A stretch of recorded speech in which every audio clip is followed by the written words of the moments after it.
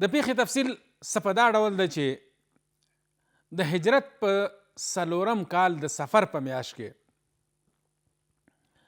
د عزل او قاره قبیلې خلک راغله او رسول صلی الله علیه وسلم ته وویل چې موږ ته یو څو تنه صحابه کرام راکړه تر څو زموږ د قوم خلقو ته اسلام او د اسلام احکام او دین وروخی. رسول صلی الله علیه وسلم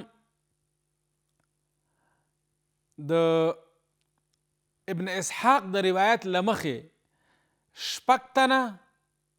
صحابه کرام چې مشري مرشد ابن ابي مرشد الغنوي کوله دا ورته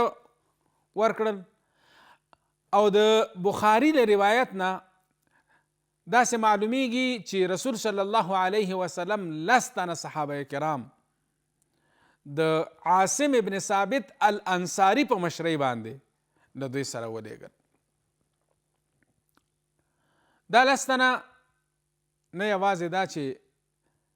د رسول صلی الله علیه وسلم جان نثار صحابه و، بلکې